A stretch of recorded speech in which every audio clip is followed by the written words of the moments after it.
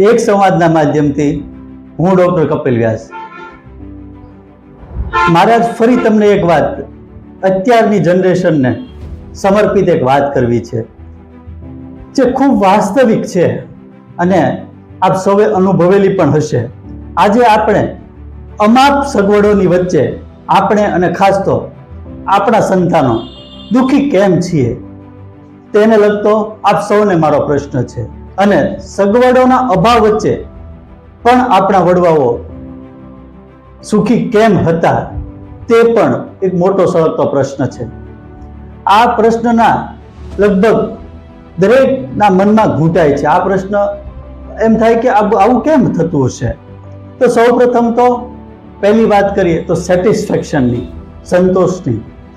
બીજું, ચાદર જેટલી જ સોડ તાણવાની એમની આદત હતી. ત્રીજી વાત કરીએ તો સંયુક્ત કુટુંબની આદર્શ પ્રથાના કારણે પણ કદાચ એ વડવાઓ સુખી હતા અને એકબીજાની હૂંફ મળી રહેતી એમાં, અને નબળા પણ તેમાં નભી જતા. ચોથી વાત કરીએ તો ઘરના તમામ સભ્યોમાં એકબીજાને સહકાર મળી રહેતો. અને સૌથી અગત્યનું જે અત્યારે ડગમગી રહ્યું છે તે જેના અત્યારે આપણે કારણો માંગીએ છીએ, જેના વિશે આપણે તર્કો કરીએ છીએ મિત્રો, તે શ્રદ્ધા, ધર્મ અને ધ્યાન. અને આ બધાના કારણે, આ બધી વસ્તુઓના અભાવના કારણે આપણે તણાવ અનુભવીએ છીએ અને કહેવાય નહીં પરંતુ મોડર્ન રોગોને પણ આમંત્રણ આપીએ છીએ.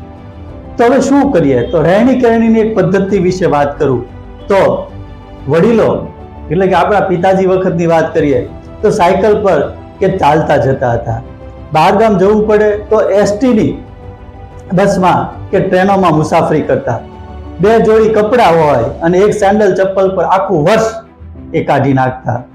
લગ્ન વખતે સીવડાવેલા સૂટ, મોસાળમાં મળેલી ઘડિયાળ અને ગિફ્ટમાં આવેલી એક વીંટી અને ઘરેથી મળેલ એક ચેઇન સિવાય બીજી કોઈ ફેશન કે ઘરેણાની તેને અપેક્ષા જ નહોતી. એને સામાન્ય ભાષામાં વાત કરીએ તો કોઈ પણ પ્રકારની અન્ય એસેસરીઝ નહોતી. આપણી મમ્મી આખા વર્ષનું અનાજ, કઠોળ, દાળ સિઝન પર સસ્તામાં બેસ્ટમાં બેસ્ટ માલ શોધી લાવે. ઓર્ગેનિક પણ હોઈ શકે અને જથ્થાબંધ ખરીદતી વખતે બધું જાતે સાફ કરતી અને દિવેલ પણ જાતે જ આપતી અને બધું એ વ્યવસ્થિત રીતના સાચવતી. વર્ષમાં 3 વાર ટીપ ભરેલ અનાજ, કઠોળ, દાળ જાતે ઉલેચીને તડકે તપાવતી અને ફરીથી ભરતી, જેથી કશું સડી ન જાય, કશું બગડી ન જાય. ડોલ અને બેડા ભરીને પોતે પાણી ભરતી. કપડાં, વાસણ, કચરા, પોતા, રસોઈ, ઇસ્ત્રી જે ગણો તે બધું જાતે કરતી. બહારના નાસ્તા, મીઠાઈ નુકસાન પણ કરે અને બીજી વાત મોંઘા પણ પડે અને એટલે પોતે જાતે બનાવતી. અથાણા, પાપડ, ચિપ્સ, ફરાળી કાતરી આ બધું જ જાતે બનાવતી. હોટલમાં તો જવાનું જ છે ને, પ્રશ્ન થતો હોટલમાં શેના કારણે જવાનું, બધું ઘરે બનાવતી. આપણને આપણા દાદા દાદી જ સાચવતા, નહીં કે બેબી સીટર. અત્યારે જે નવો ટ્રેન્ડ આવ્યો છે એની વાત કરું છું. આપણે ભાખરી દૂધ ખાતા, ના કે બ્રેડ અને કૂકીઝ. કદાચ આપણા પૈકી પણ ઘણા આપણા પપ્પા કાકાના જૂના કપડામાંથી કાપકૂપ કરીને ફરીથી સિલાઈ કરાવેલા, દરજીએ આપણા માપના બનાવી આપેલા કપડાં પહેરતા. આખા મોહલ્લાની વાત કરીએ, વચ્ચે એક બોલ બેટ, એક કેરમ, એક પત્તાની જોડ કે એક સાપસીડી હોય, બસ આ જ આપણી દુનિયા હતી, નહીં કે મોબાઈલ. આપણે સ્કૂલે દોડતા જતા હતા. એકનું એક દફતર કહેવાય નહીં પણ ભણી લઈએ ત્યાં સુધી ચાલે. નોટબુકના વધેલા પાનામાંથી બુક બાઇન્ડિંગ કરી અને ફરી નવી નોટ બનાવતા. મોટા ભાઈ બહેનો કે અડોશ પડોશના છોકરાઓની જૂની ચોપડીઓને આપણે આપણા ભણતરમાં વાપરવા માટે ઉપયોગમાં ફરી લેતા. જ્યારે આજની વાત કરીએ તો આજે દેખાદેખીમાં ઇંગ્લિશ મીડિયમના અને સારી ખાનગી સ્કૂલોના મોહની અંદર સંતાનો માટેના ખર્ચાઓ ખૂબ જ વધી રહ્યા છે. આવકના 10 થી 25% સુધીની ખર્ચ માત્ર ને માત્ર શિક્ષણ પાછળ ખર્ચાઈ રહ્યો છે. અને તેને આપણે અત્યારના ભણેલા ગણેલા લોકો ઇન્વેસ્ટમેન્ટના સ્વરૂપમાં ગણાવે છે. વાસ્તવમાં ક્યારેક સ્કૂલની બીજી બાજુ પણ આવી મોંઘીદાટ સ્કૂલો કે મોંઘી સ્કૂલો કોલેજોની પાછળ પણ જરા વિચાર કરજો. ત્યાં ડ્રગ અને અસંખ્ય એવા વેપલાઓ ચાલે છે કે જેનું આપણે કલ્પના કરતા પણ ધ્રુજી જઈએ છીએ. આ કડવી અને નરવી વાસ્તવિકતા છે. ઘરમાં પણ મદદ માટે હાથ લંબાવતા, સામાન ઉચકવા કે કબાટો, ખુરશી, ટેબલને રંગકામ કરવા પીછી ડબ્બા લઈને અને દિવાલોમાં ધોળા કૂચડા લઈને પપ્પા અને કાકા સાથે બેસી જતા હતા. મમ્મીને મદદ કરવા ડબ્બા ભરીને લોટ દળાવવા આપણે જ જતા. ઘરની બહારના ધક્કા મૂકીમાં કામ મોટા ભાગે આપણે જ કરતા. સામે 1 રૂપિયાની નારંગી પીપરમેન્ટ હોય અથવા પાર્લેજી બિસ્કિટથી આપણે ખૂબ રાજી થઈ જતા. ટૂંકમાં એ વખતે આપણા સંતાનો જેવી થોડી અઘરી લાગશે પણ કોઈને ચરબી ચઢેલી ન હતી.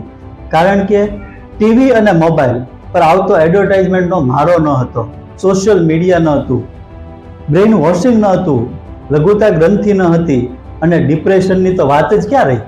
એ તો શબ્દ જ ડિક્શનરીમાં નહોતો. જે છે એનો જ સંતોષ, એ જ જીવન હતું મિત્રો. એટલે જ પપ્પાના ટૂંકા પગારમાં પણ બધાની જરૂરિયાતો પૂરી થતી. ધંધાની ટૂંકી આવકમાં પણ મોટો બંગલો બંધાઈ ગયો અને આપણને હજી મહિને 50,000 કે લાખ રૂપિયાના પગારમાં પણ 2 બેડરૂમનો એક ફ્લેટ ખરીદવો પણ મુશ્કેલ લાગી રહ્યો છે, મોંઘું લાગે છે. અને જિંદગી આખી લોનના હપ્તાઓ ભરવામાં જાય છે. કારણ આજે બધાને મિત્રો ચરબી ચઢેલી છે. ફેશન અને સ્ટેટસની ચરબી, સરખામણી અને દેખાદેખીની ચરબી અને જાતે હાથ હલાવવાના બદલે બીજા પાસે બધા કામ કરાવવાની ચરબી, રેડી ટુ કુક કે રેડી ટુ ફૂડ કે રેડી ટુ ગ્રોસરી ખરીદવાની આપ સૌને ચરબી છે. વારંવાર બહારનું હાનિકારક ભોજન, નાસ્તા, પીણા ખાવા પીવાની પણ એક ચરબી, સંયુક્ત કુટુંબમાં રહેવાને બદલે વિભક્ત રહેવાની ચરબી, mobile, laptop, smart watch, smart TV પર આપણે ચોંટી રહીને બેડોળ અને આળસુ શરીર સાથે કોઈ પણ પ્રકારની કસરત વિના બેઠી રહેવાની પણ ચરબી. માટે ચાલો ફરી એકવાર વડીલો સાથે બેસીએ, એમનું માર્ગદર્શન લઈએ, એમની સાથે વાતો વાગોળીએ અને એમની સાદગીભર્યા જીવનની જૂની વાતો સાંભળીએ. એ જ જૂનું અને સરળ વ્યક્તિત્વ કેળવીએ, એકદમ સાદું જીવન જીવીએ, સંતોષથી રહીએ અને શક્ય ત્યાં સુધી દરેક કામ જાતે કરીએ. આપણા બાળકોને પણ બધા જ કામ જાતે કરતા પણ શીખવાડીએ. ખોટા પૈસા ન ઉડાવવા જોઈએ એવું પણ સાથે શીખવાડીએ. ક્યારેય પણ કોઈની દેખાદેખી ન કરીએ, ન તો આપણા બાળકોને આવે દેખાદેખી કરવા દઈએ. હંમેશા બધું સારું જ શીખવીએ. જિંદગી એકવાર આવી રીતે જીવીને તો જુઓ, જિંદગી ફરીથી આનંદ થઈ જશે. જો આ વાત આપ સૌને ગમી હોય તો ચોક્કસથી મિત્રો લાઈક કરજો, શેર કરજો અને કોમેન્ટમાં તમે જીવેલી જિંદગી ચોક્કસથી જણાવજો. Thank you so much.